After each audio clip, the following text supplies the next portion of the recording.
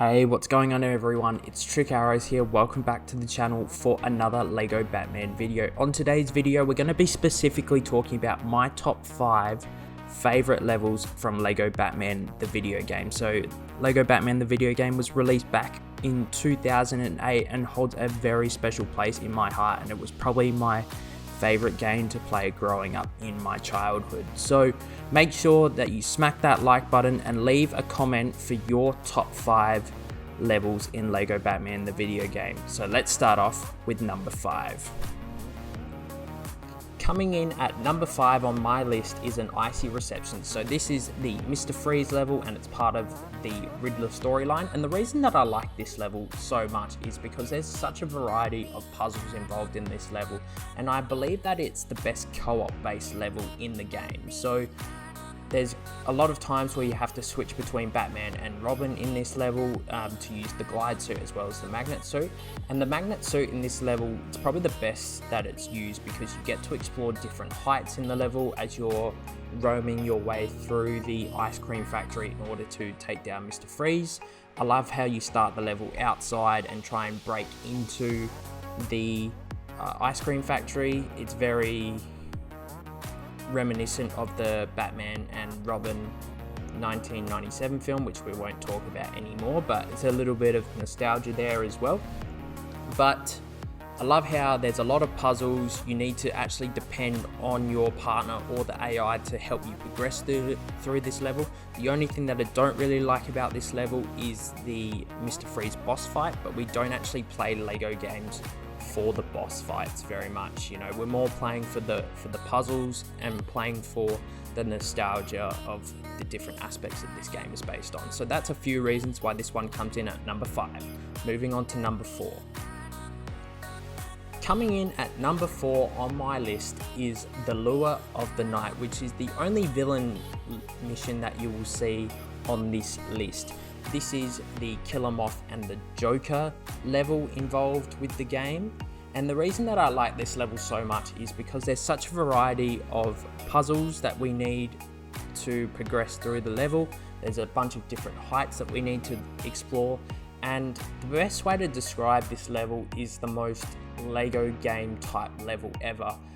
The reason that I say that is because you just build a ridiculous giant robot in the streets of Gotham and take down the GCPD with it. It's a great way to smash objects, collect studs, and it's just so much fun. And the reason that we play all these LEGO games is for fun, for enjoyment. So that's the reason that the Lure of the Night comes in at number 4 on my list.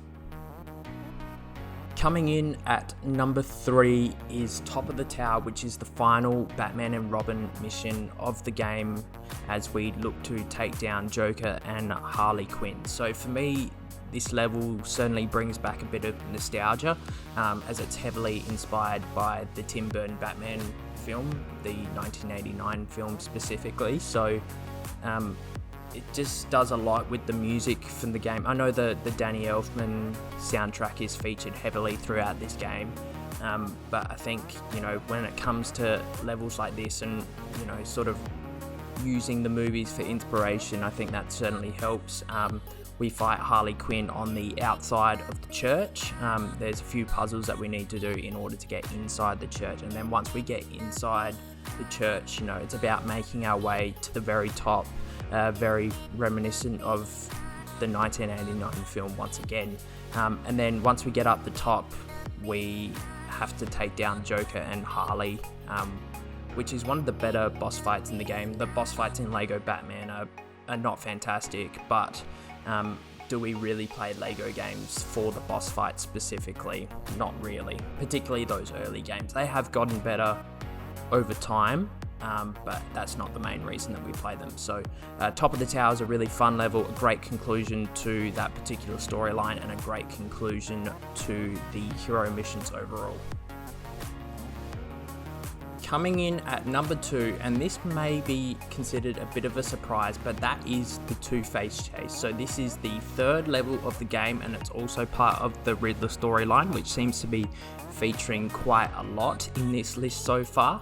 But the reason I like this level is it's just good fun. You get to have a really good muck around. I remember playing this level as a kid, and it was instantly my favorite level in the game because you could just go flying around the streets of Gotham in the Batmobile, shooting your cannons as you would freely like. And I remember it being a good level because you could pick up so many mini kits in the story missions. I think you could pick up about 8 mini kits in the story, whereas you only needed to pick up the other 2 mini kits in free play, which is always good and makes the job a lot easier. It's obviously very simple in game design. The vehicle levels in LEGO Batman are not particularly fantastic, but this one, it's just good fun. The worst part about it would be, dragging the Riddler trucks across the road in order to get them picked up by the GCPD. But the Batmobile is a lot better than Robin's Batcycle, so I don't actually play as the Batcycle at all in this level. It's always the Batmobile because it's faster and it can drag those armored trucks along the ground. And like the Two-Face armored truck battle, it's pretty basic, but it's good fun, and it's just more of a nostalgia thing for me personally. Coming in at number 1 as my favorite level in LEGO Batman, and that is the Face-Off. So the Face-Off is the final hero mission as Batman and Robin as part of the Riddler storyline. So it seems to be quite a common theme that the Riddler storyline missions are, heavily featured on this list.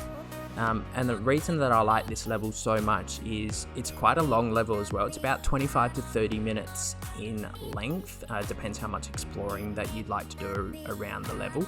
But there's a mixture of environments as well. So we start the level outside of the Gold Reserve. We got to try and make our way in order to take down Riddler and Two-Face. So we're outside. We got to use the glide suit as well as the magnet suit in order to make our way across to the bank, and then obviously to make our way up the top in order to get inside. From there, there's a series of puzzles where we need to use a little vehicle to get across the toxic waste in order to take on Two-Face. And then once we get inside the bank and get into the vault specifically, we have to take on Riddler and Two-Face. So this is quite a diverse boss fight. So we start by beating up Two-Face, taking him out pretty much. Then we try and take down Riddler as well.